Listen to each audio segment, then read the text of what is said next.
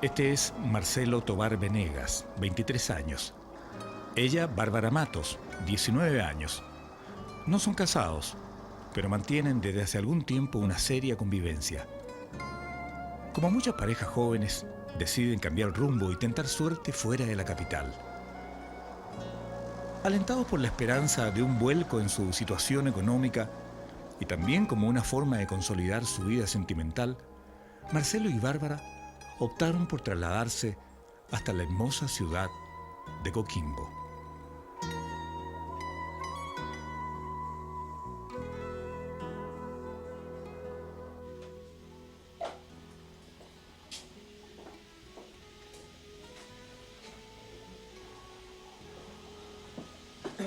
¿Quería harto, poco? Un poquito nomás.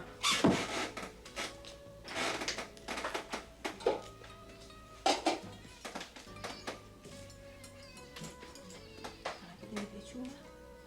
No tenía limoncito. ¿Querés tomate? Es de ayer de noche. No.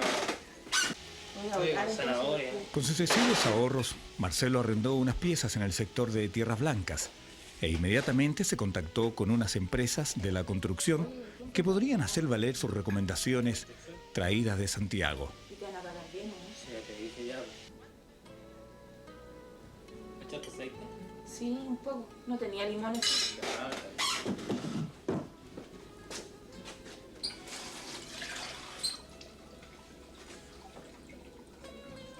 ¿Y Marcelito? Está durmiendo.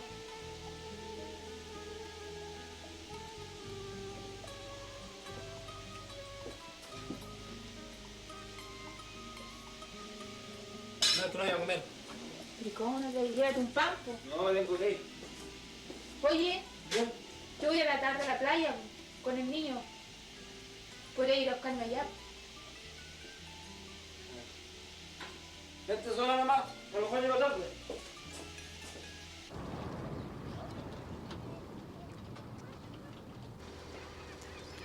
Mientras alguna de las posibilidades de trabajar se concreta, Marcelo invierte su tiempo recorriendo los márgenes del puerto.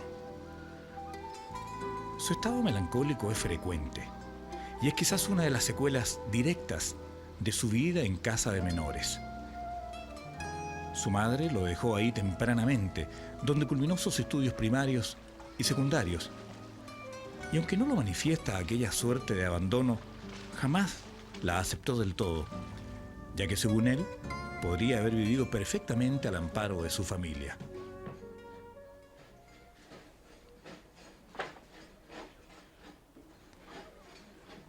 Él es un individuo que rápidamente se adapta en sus ambientes laborales. Su ingenio altamente desarrollado le permite desempeñarse con propiedad en todos los ámbitos de la construcción. Sin duda, es por ello que siempre consigue trabajo.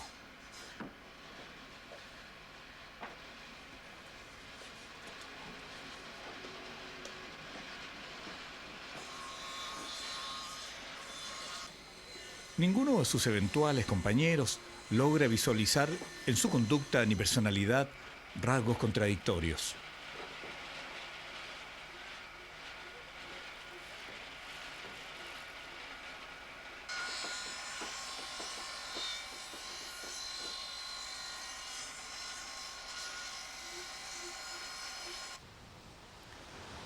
El clima de esta hermosa ciudad nortina es razón de sobra para formar en Marcelo el hábito de ir o venir de su trabajo por la playa. En medio de este desbordante contacto con el mar y particularmente con el implacable efecto lumínico del sol, Marcelo Tovar dice comenzar una experiencia en su vida tan sorpresiva como cuestionadora de su personalidad.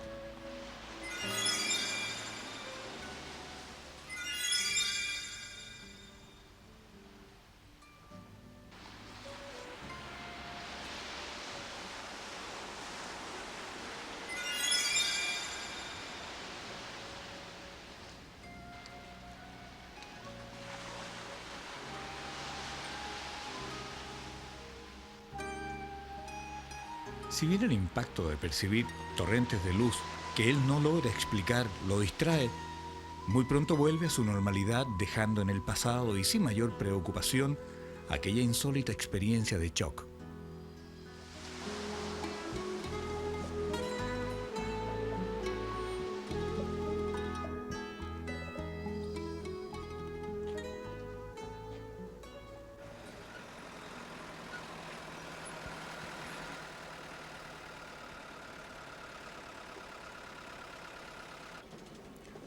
De acuerdo a sus testimonios, su vida en Coquimbo comenzó a desarrollarse sin mayores problemas. Poco a poco se consolidó en su trabajo y al cabo de unos meses ya tenía un ambiente formado. Pero un día, rumbo a su hogar, dio inicio a particulares y misteriosos encuentros.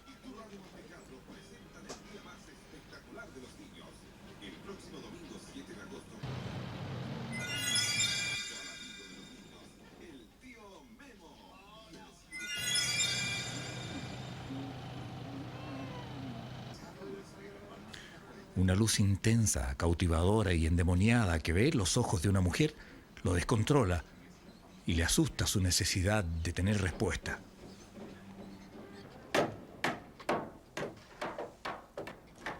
Aquellas visiones delirantes conmueven su realidad virtual, pero en modo alguno trascienden a su vida diaria. Más bien se presentan como verdaderos y espontáneos ataques.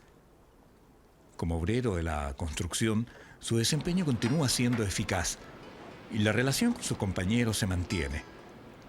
En pocas palabras, Marcelo no otorga a aquel suceso una significación especial y tiene la certeza que es un síntoma extraño, pero a todas luces pasajero. En todo caso, su aspecto retraído de aparente frialdad también se mantiene. Nada parece asombrarle y frecuentemente cae presa de acciones contemplativas.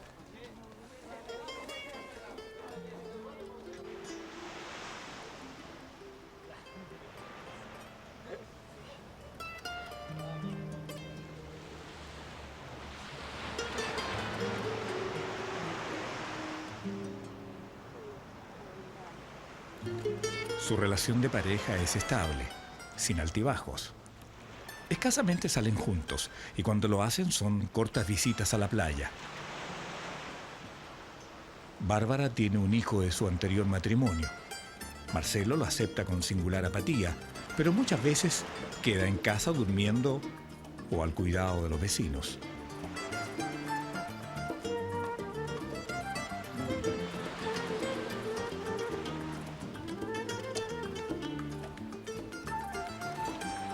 Si bien la muerte de su madre dejó un vacío muy grande en su vida, la ausencia de la figura paterna fue también una constante. Muy pocas veces tuvo contacto con su padre, ya que era alcohólico.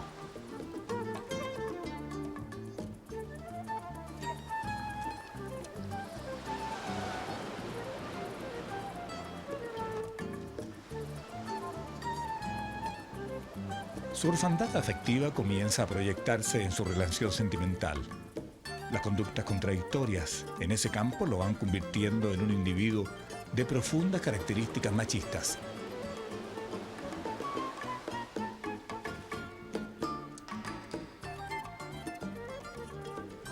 El resplandor que Marcelo Tovar observa en determinadas miradas se proyecta como una acción espontánea. Obsesionado por averiguar qué hay detrás de aquel fulgor luminoso, se desdobla y no presenta timidez en enfrentarse al fenómeno. ¿Por qué?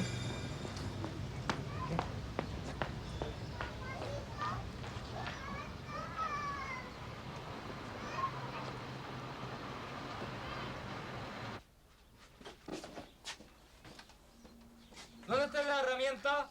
No sé, ¿no te la llevaste tú? No, pues si la dejo acá. Parece que hay una de la casa ahí al lado del árbol, por ahí, búscala. ¿Quién la deja acá? Oye, están todas mojadas. ¿A qué hora va a llegar? ¡Tarde!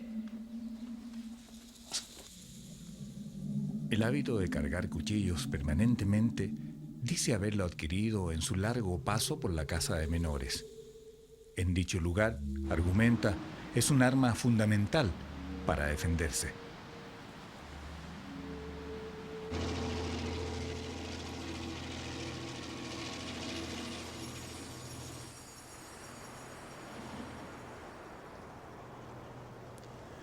Por razones no precisas, Marcelo Tovar decide deambular de regreso a casa por el sector de Sindenpart. A esa misma hora, la estudiante de construcción civil Miriam Rivera se dirige como de costumbre a su hogar. El resplandor que supuestamente emana de sus ojos esta vez supuso una respuesta concreta, pero terriblemente violenta.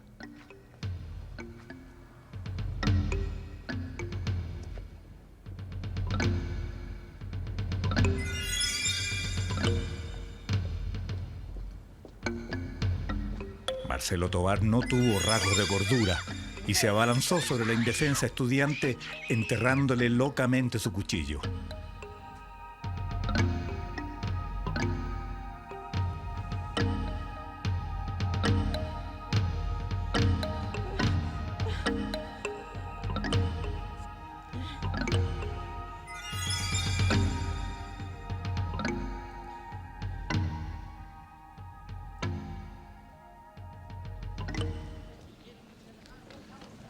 La prensa no fue esquiva en subrayar sus insólitos ataques y su recurrente y casi exclusiva presencia en el puerto de Coquimbo.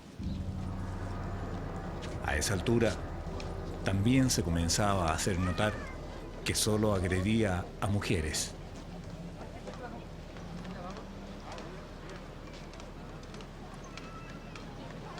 Él comenzó a subir, en eso yo comienzo recién a bajar.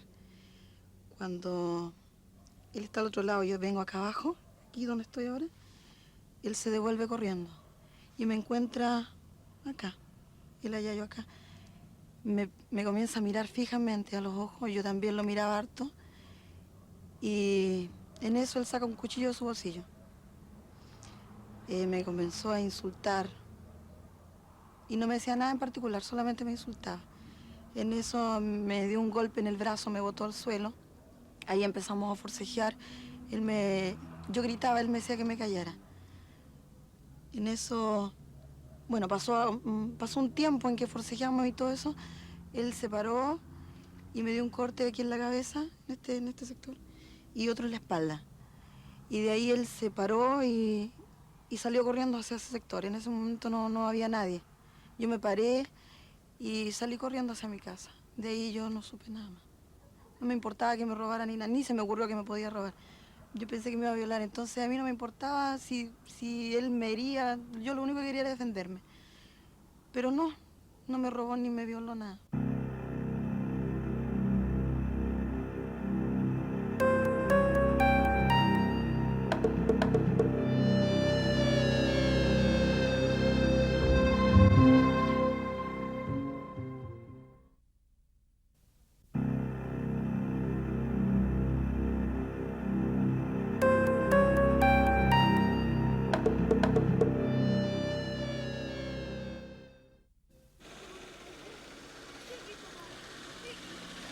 El trauma sufrido por Miriam Rivera tuvo serias y graves repercusiones al interior de su familia.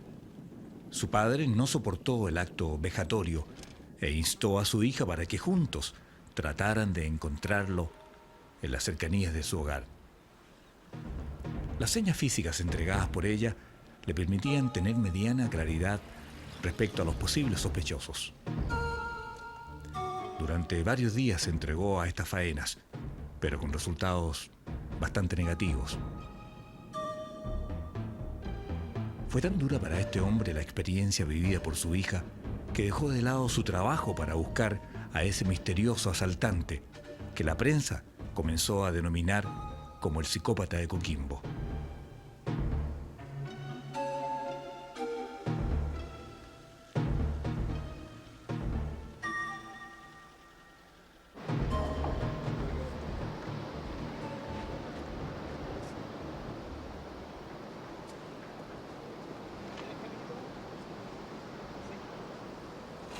Por su parte, Marcelo Tovar no mostró ni evidenció rasgos de responsabilidad en aquellos ataques. Como si nada especial ocurriera en su vida, continuó asistiendo a su labor de albañil en la construcción. Esta frialdad notable, por supuesto, le negaba todo intento de calificarlo de sospechoso, situación que a nadie de sus compañeros ni siquiera se les pasaba por la mente.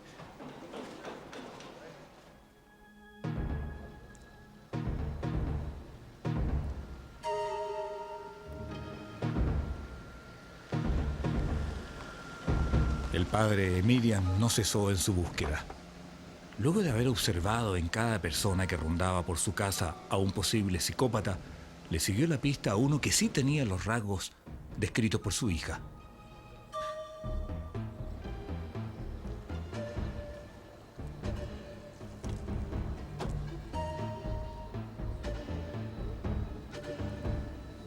Así se enfrentó sin saberlo al verdadero agresor. Confundido por un cúmulo de pensamientos encontrados, decidió abordarlo.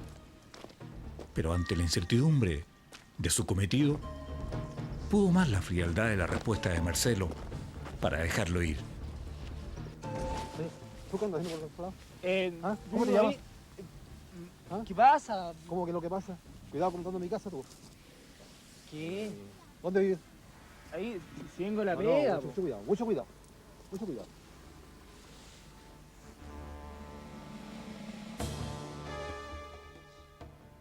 Yo le dije al niño que trabajaba conmigo, le dije, mira, ese tipo es dudoso. Tú te acuerdas que lo viste acá en la casa mía, ahora ¿por qué anda aquí tan rápido? Y él me clavó la vista. Le clavó la vista al furgón y yo dije, este gallo no es bueno. Algo malo hay aquí. Entonces nosotros lo detuvimos y lo seguimos de atrás. Y vimos para dónde cortó. Y él se detuvo en la población de atrás. Justo donde él hizo más o menos, digamos, su acto para empezar a seguir a la niña mía. Y de ahí yo empecé a dudar más y lo fui a buscarlo. Y yo lo llamé, más o menos por ahí, yo me acuerdo bien, yo lo llamé. Y le pregunté de qué hacía por acá, por mi casa. Y él me dijo que él andaba por aquí porque él iba a trabajar. Entonces, al ir a trabajar no tiene por qué andar por acá, po. Por supuesto que él tenía que ir a su trabajo, no a andar en población. Y yo le pregunté cómo se llamaba y a dónde vivía. Y él me dijo, vivo en la población tanto, no recuerdo el nombre, donde no existe esa población porque yo conozco, yo vivía en esa parte, en Baquedano. Entonces conozco bastante. Entonces más me causó duda y le pregunté dónde trabajaba. Y me dijo, trabajo en la herradura, en construcción. Y ya, ok, le dije yo, está bien. ¿Por qué lo dejó ir usted? Porque no hay, digamos, no hay cómo identificarlo. O sea, yo no podía tomarlo tampoco de ninguna manera porque yo no estoy autorizado para hacerlo. Don Humberto, si usted hubiese sabido que era él, ¿qué hubiese hecho? Yo, como le digo a usted, y se lo recalco a usted, se lo recalco a la policía, a quien quiera, pues se lo dije. Yo le echo el vehículo encima. Yo se lo planto encima. En pleno centro de Coquimbo trabaja desde hace mucho tiempo un modesto suplementero, Javier Ramírez. Aquejado por fuertes dolores, decide reposar en su casa y le pide a su esposa que atienda al kiosco en su ausencia.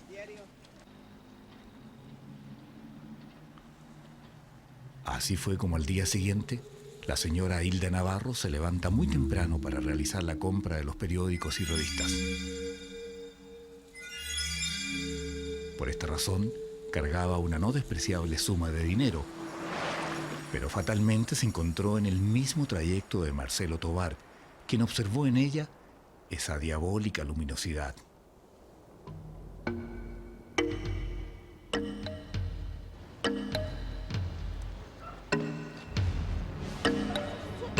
¿Qué le pasa?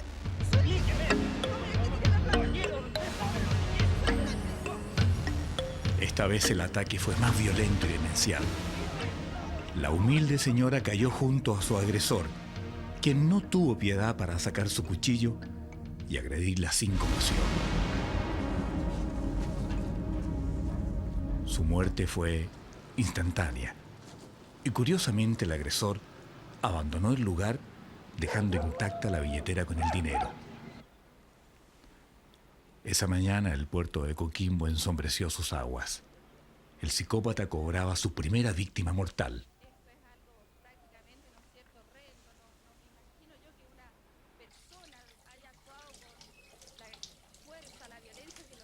O de varios, ¿no sabes? Y por eso hoy día nos juntamos acá para tener la responsabilidad de velar por la seguridad ¿Qué estás mirando? de nosotros los ciudadanos, por aquellos que tienen en sus manos la justicia.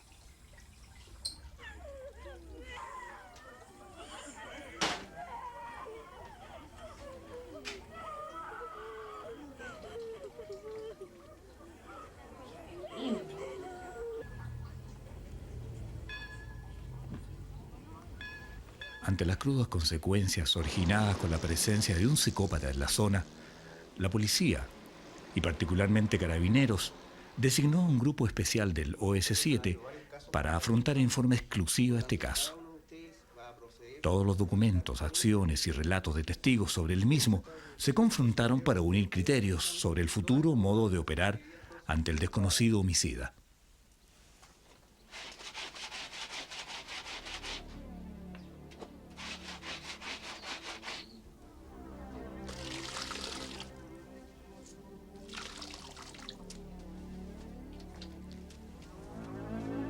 Extrañas manchas de sangre en los pantalones de Marcelo inquietaron el pensamiento de su compañera.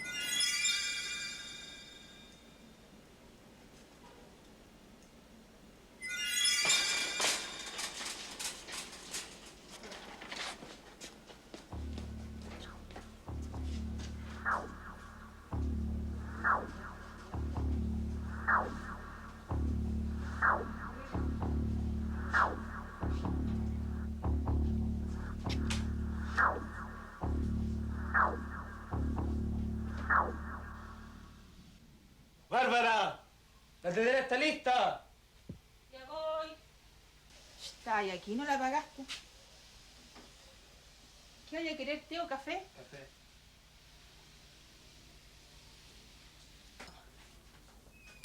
Échame a mí también un poco. La situación de pareja entre Bárbara y Marcelo no estaba del todo bien. Intermitentes roces habían dejado profundas huellas y cuestionaban seriamente su proyecto de vida juntos. Los arrebatos de Marcelo muchas veces culminaron en golpes, y a pesar de sus promesas de cambio, él no tardaba en activar su conducta irascible. Esta incompatibilidad y las permanentes dudas sobre su comportamiento un tanto infiel generaron en ella la posibilidad de abandonarlo y regresar con su hijo a Santiago. ¿Querés pan? Definitivamente Marcelo mostraba una evidente apatía hacia su mujer y le daba lo mismo cualquier decisión. Sí, te lo lavé. Oye, ¿de dónde salió esa sangre que tenía ahí en los pantalones que estaban en el lavado?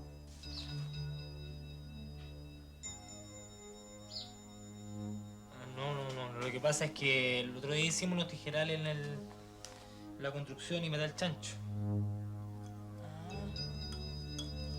Estaban bien manchados, ¿ah?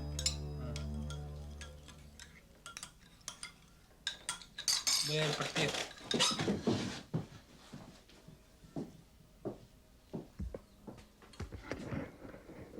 La publicitada muerte de la señora Hilda Navarro motivó a que algunas mujeres atacadas con anterioridad se atrevieran a estampar su denuncia. Este trámite permitió un acercamiento más real al perfil humano y psíquico del victimario. En esta población de Sinden Park, sitio preferido por el psicópata, vive la profesora María Alday.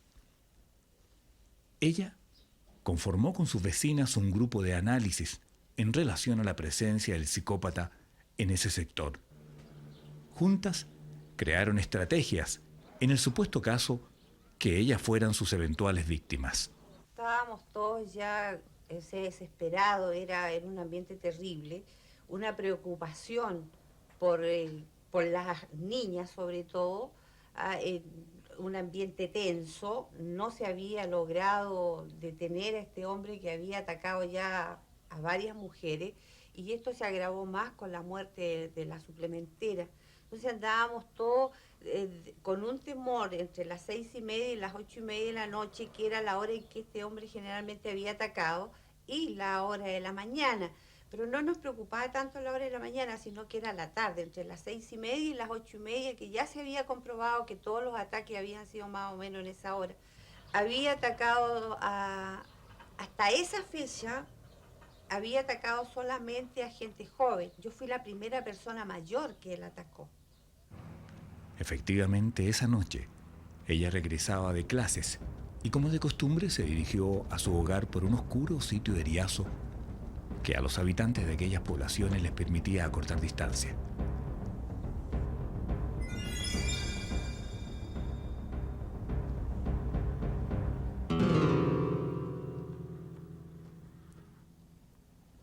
Con la bestialidad de sus anteriores ataques, Marcelo Tovar se aproximó a su víctima pidiendo explicación a sus misteriosas visiones lumínicas. La señora María Alday mostró entereza, pero de igual forma sucumbió ante la violencia del psicópata.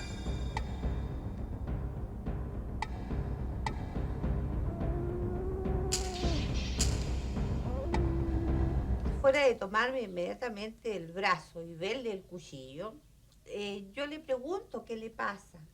¿Ah? Y él me contesta, tú sabes lo que quiero. ¿Ah? Entonces, ¿Y lo dice mirando hacia el lado? No, siempre mirándome a los ojos, ¿ah? Siempre mirándole de frente. ¿Pero de una manera normal? No, o sea, de una mirada penetrante, como estudiándola uno los pasos que uno pudiera hacer. Bueno, después ya, según lo que él ha dicho, era que miraba el brillo de los ojos. ¿Ah? Pero en ese momento uno no sabe lo que él quiere. Uno piensa que eso que él pretende violar, pero resulta que después uno se da cuenta que no es eso lo que él quiere, porque él no manifiesta lo que quiere. Solamente dice, tú sabes lo que quiero, pero uno en ese momento piensa otra cosa. Ya, y vamos a salir. Los recientes testimonios permitieron que Carabineros agudizara sus estudios y conclusiones en relación a los lugares, objetivos y horas. Definitivamente el psicópata no tenía horarios fijos, atacaba solo a mujeres y operaba de preferencia en el sector de Sindenpark o en sus alrededores. Estos datos y la corrección permanente del retrato hablado fueron concluyentes para que el grupo del OS7 realizara importantes operativos en la ciudad de Coquimbo. La gama de presuntos sospechosos se fue descartando con mayor certeza, de manera que toda la acción policial se unificó en relación a la búsqueda.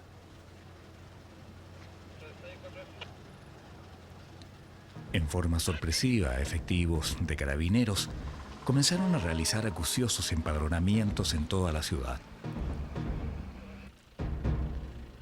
Todo indicaba que el agresor vivía en la misma zona donde atacaba.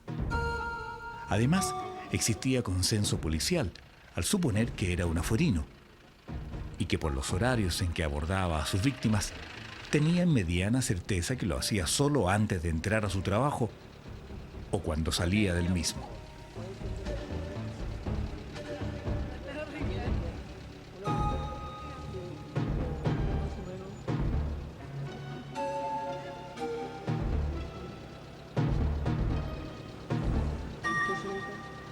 Con estas informaciones, la investigación callejera se tornaba absolutamente expedita y provechosa. La exhibición pública del retrato hablado a cada automovilista permitió un descarte rápido de los lugares de búsqueda. Dada la alarma pública que generó el denominado psicópata de Coquimbo, la población siempre se mostró dispuesta a cooperar con los objetivos policiales. Si bien la faena era difícil, el grupo encargado de la misión pretendía con este acucioso empadronamiento, como efecto secundario y por añadidura, ahuyentar y postergar los ataques del psicópata.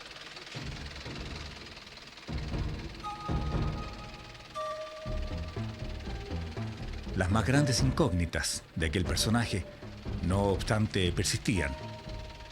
No robaba, no violaba, y sus fechas de ataque no tenían una definición matemática, sino más bien se producían en forma espontánea, azarosa y sin rasgos de premeditación.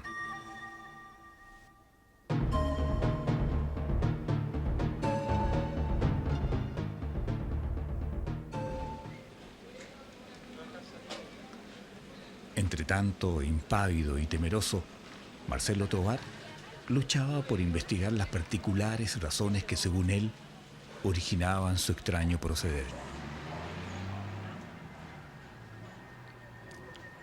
estaba consciente que no podía asistir a un psicólogo, pero en cambio pretendía convertirse en un empírico analista de su comportamiento. Cada vez que encontraba un libro que graficara científicamente su desorden mental, él hacía esfuerzos por adquirirlo.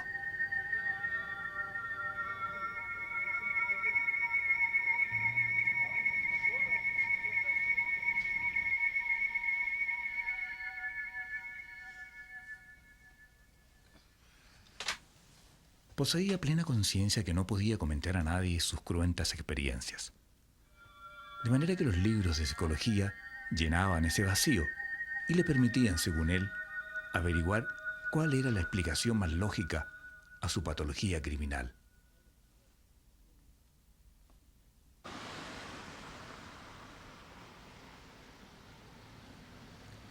Esa noche, alrededor de las 19 horas, la joven estudiante de 15 años, Andrea Villatoro, regresaba a su hogar luego de participar en actividades scout.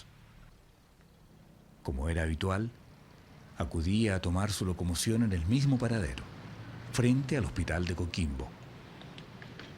El sector es tranquilo, iluminado, y a esa hora mucha gente deambula de regreso a sus hogares, de modo que nada hace suponer que una joven de su edad pueda correr ahí algún tipo de riesgo. Sin embargo, a esa misma hora y en el mismo lugar, Marcelo Tovar acude a tomar también una locomoción.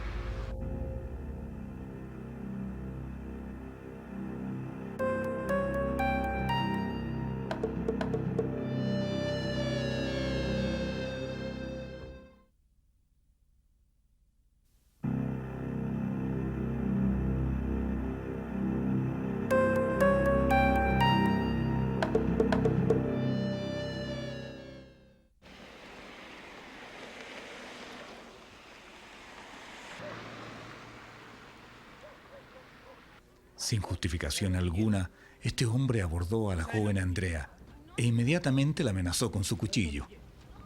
Algunos transeúntes curiosos solo se limitaron a observar y se conformaron con la cómoda idea que podría ser su pololo. Marcelo Tovar, convertido en una verdadera bestia humana, arrastró a la inocente niña hasta un lugar más oscuro, mientras la intimidaba con su cuchillo a la altura del cuello. Su acción fue más brutal y, ocultando todo síntoma de humanidad, dio muerte a la juvenil Andrea Villatoro sin mediar explicación. Luego abandonó el lugar con la frialdad de un psicópata. Esta vez tampoco violó ni robó a su víctima. La ciudad de Coquimbo se enfureció ante la barbarie y cobró fuerzas para protestar. Esto es algo prácticamente, ¿no es cierto?, horrendo. No me imagino yo que una persona haya actuado con la fuerza, la violencia que lo hizo contra esta niñita. Es una niña de 15 años, ¿qué enemigo puede tener? Y yo creo que lo que no puede pasar nunca más, y lo que voy a gastar parte de mi tiempo junto con mi mujer y mi familia, va a ser que hacer una campaña en términos de que todos cuidemos a todos, es decir, que nadie pase por delante de una niña por una calle oscura y pase como que no es nadie. Y no llegó a su casa. No entiendo. Nadie entiende. Los coquimbanos no entendemos. El funeral de la joven estudiante Andrea Villatoro se efectuó en medio de una conmoción generalizada.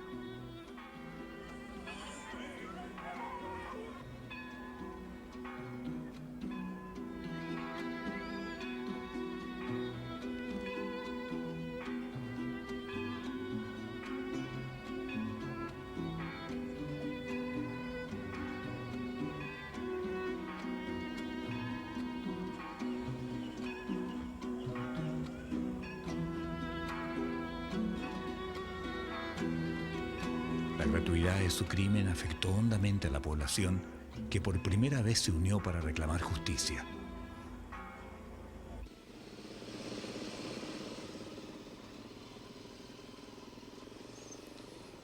Las acciones policiales se intensificaron. Prácticamente todos los efectivos de carabineros salieron a las calles en busca de un indicio que guiara al paradero de aquel despiadado agresor. La presión de la ciudadanía se hacía cada vez más severa. Había que capturarlo a cualquier precio. El psicópata, en definitiva, era un peligro público. Muchos fueron los sospechosos que debieron acreditar su inocencia. Se hurgó la ciudad en todos sus recodos, al punto que se llegó a temer que producto de su última víctima hubiese abandonado la zona. Los intentos en aquella ocasión no dieron los resultados esperados, aunque íntimamente la policía tenía certeza que le pisaba los talones. El grupo especial formado por personal del OS-7 tenía teorías concretas respecto a los lugares donde podía habitar el psicópata. Su silente labor avanzaba, pero no a la velocidad que la ciudadanía, motivada por la muerte de Andrea, esperaba. A pesar de ello, no le cabían dudas que en los próximos días su captura podría ser una realidad. En un acto que grafica la sensibilidad de la población respecto al tema, todos los habitantes de Coquimbo se unieron en una marcha solidaria para exigir justicia. El propio Marcelo Tovar asegura haber estado presente en aquel acontecimiento multitudinario. Mostrando una frialdad y osadía abismante, se introdujo entre los dolidos manifestantes que clamaban paz para seguir viviendo.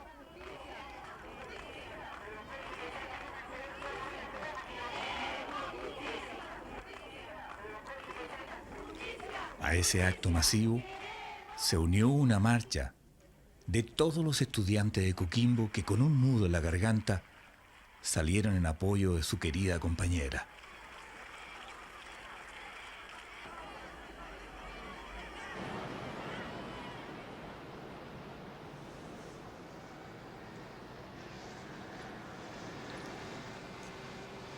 Acorralado quizás por su conciencia y previendo las graves consecuencias de sus actos criminales, Marcelo Tovar asegura que en 2 ocasiones llamó a carabineros con claras intenciones de explicar su responsabilidad en los hechos.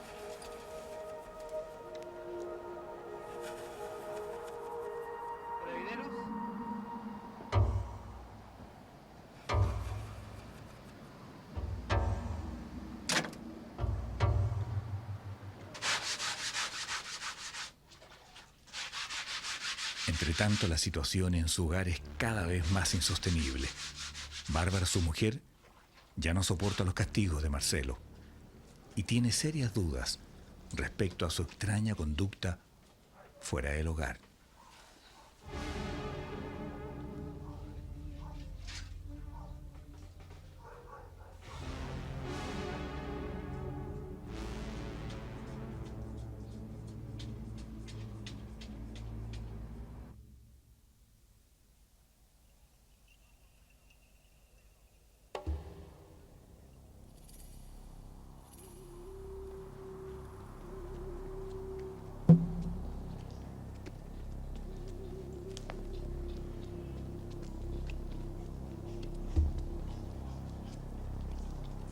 El pánico creado por la existencia del psicópata de Coquimbo cambió los hábitos y las costumbres de la población. A medida que sus ataques fueron siendo más frecuentes y sangrientos, la gente comenzó a desaparecer de las calles, fundamentalmente las mujeres. Y no podía ser de otra manera, ya que si bien él siempre agredía a sus víctimas en cualquier lugar, casi siempre lo hacía al amparo de las sombras de la noche.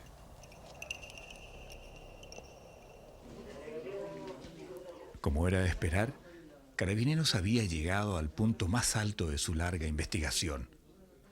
Un sinnúmero de retratos hablados y confiables declaraciones dieron fe que el psicópata estaba acorralado. Ahora solo quedaba actuar.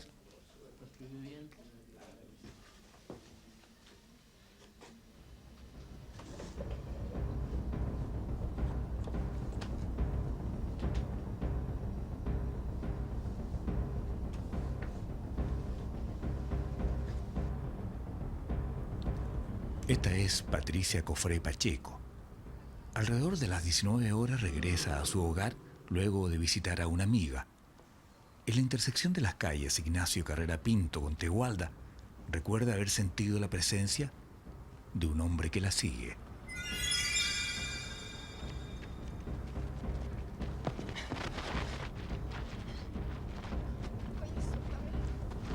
Su oposición al psicópata le costó una descarnada golpiza que la dejó al borde de la muerte. Extrañamente, este hombre por primera vez regresa al sitio del suceso y roba a la víctima su casaca. Este fue su primer error, el que estaba esperando la policía.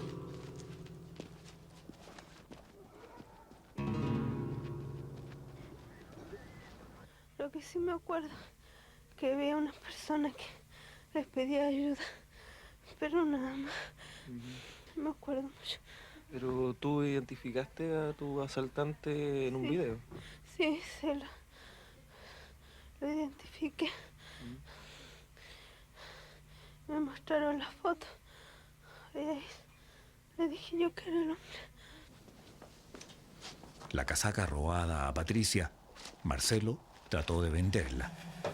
Pero la amplia red de informantes en la zona donde vivía permitió a Carabineros averiguar la dirección exacta y acudir de inmediato a su hogar.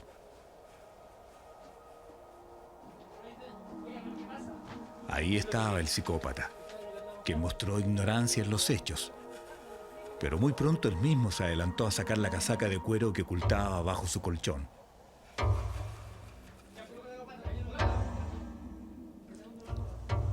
No hubo mayores dudas sobre su identidad, y con la certeza de haber concluido un largo y angustioso capítulo criminal, Carabineros conminó a Marcelo a confesar su delito en el cuartel policial. La prensa de la época, por supuesto, tituló con su captura. Quedé yo inconsciente porque me botó en el cemento. Y ahí tomó un bloque y me lo tiró en la cara. Y ahí me partió el oído, acá la frente, el ojo. Y después de eso me quitó las chaquetas. Patricia, ¿qué hora era más o menos? 7:30. Vale decir, había gente alrededor. Sí, pero la gente no... O sea, yo veía pasar, pero nadie me ayudó, porque yo pedía ayuda, pero nadie hizo ningún intento de ayudar.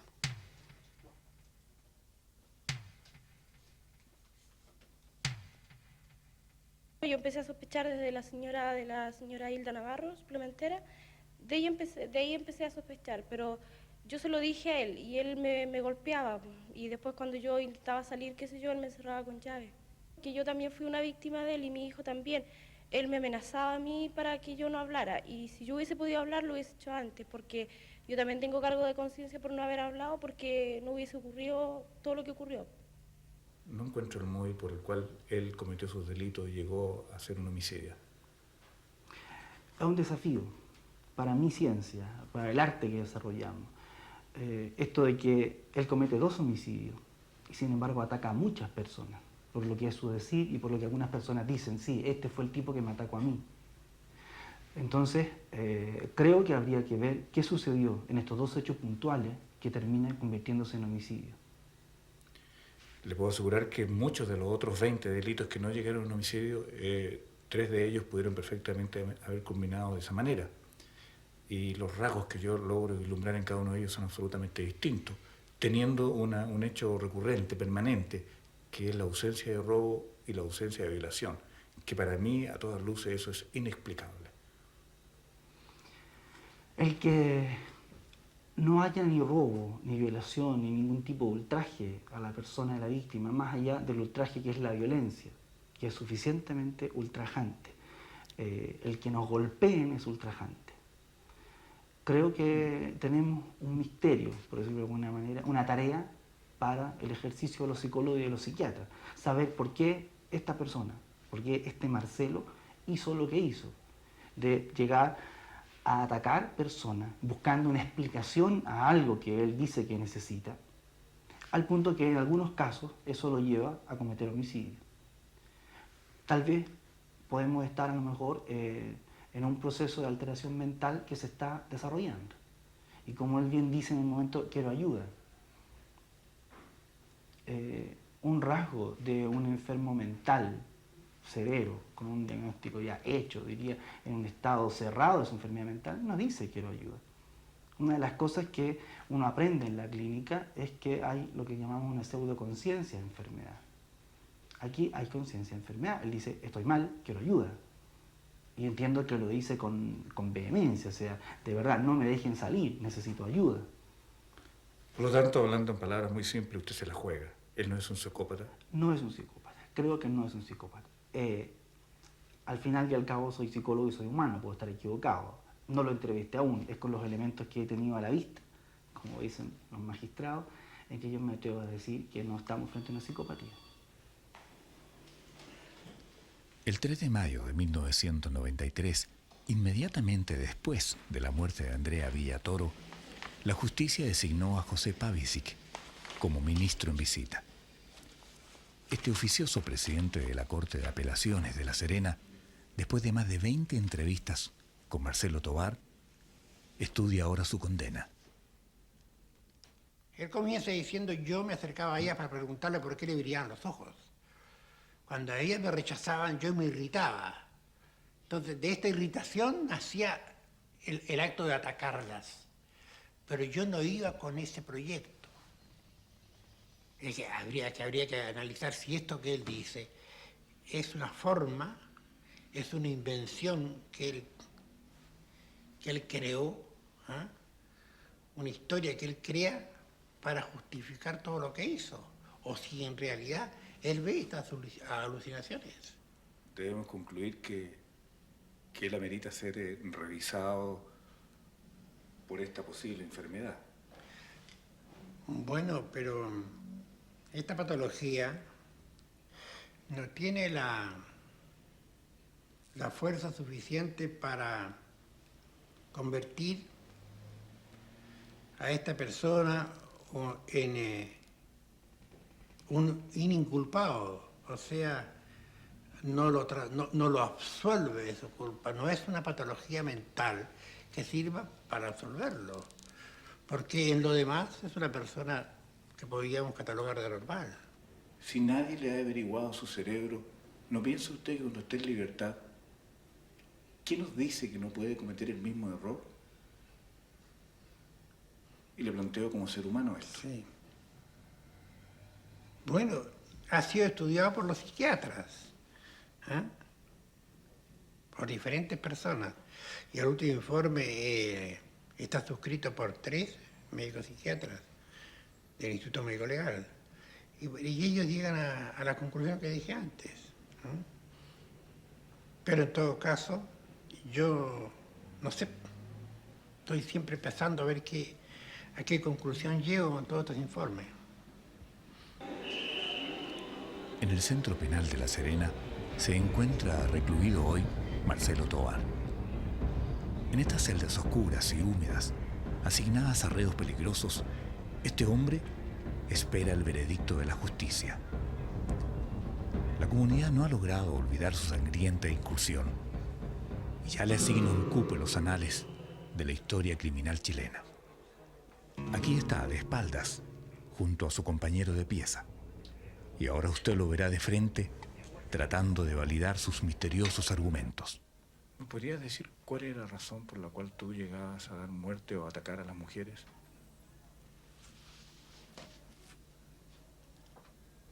Atacar y dar muerte no fue mi intención al principio. Yo pienso que la intención era saber simplemente terminar con una duda que tenía yo. Una gran duda, que siempre he tenido hasta el momento. ¿Cuál es tu duda? Es un hecho, bueno, si los marginamos a recordar los hechos que sucedieron, yo siempre busqué una explicación a un brillo que las personas tenían en los ojos, a un fulgor, a un resplandor. Y siempre quise saber qué fue, siempre lo he querido saber. Y pienso que por esa circunstancia llegué a cometer todo lo sucedido.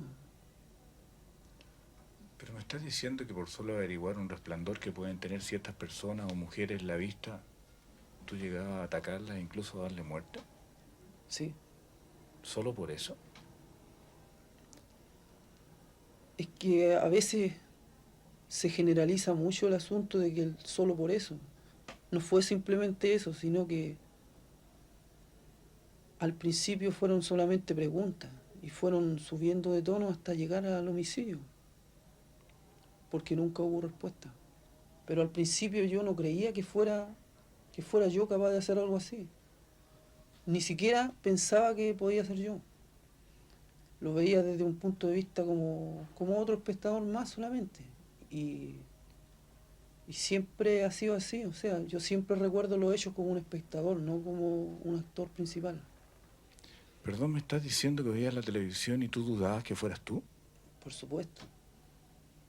Siempre he dudado que puede haber sido yo. ¿Y la sangre que chorreaba en los pantalones, o las gotas de sangre que acusaban el haber estado en un acto cruento? Eso ya es lo único que se podría decir que aclaraba mis dudas, que realmente tenía que ser yo y lo único que quedaba era responder ante la ley. ¿Pero qué te producía ese brillo en los ojos a ti? ¿Qué me produce? Porque todavía espero que me pueda suceder. Te puedo decirte que ese brillo me llega hasta lo profundo. Siento, necesito saber qué es. Y bueno, la manera de conseguir la respuesta han sido violentas, tal vez necesarias, pero si no tengo una respuesta voy a seguir igual. ¿Y el arrepentimiento, Marcelo? El arrepentimiento. Si yo lo hubiera deseado, si hubiera deseado matarla, realmente me arrepentiría. Pero siento que con el arrepentimiento no logro nada. Lo único que me queda es pedir perdón a la familia de los fallecidos y pagar lo que debo. Y así, con la frialdad que tienes ahora. Tiene que ser así. Tiene que ser así porque yo también creo en la justicia.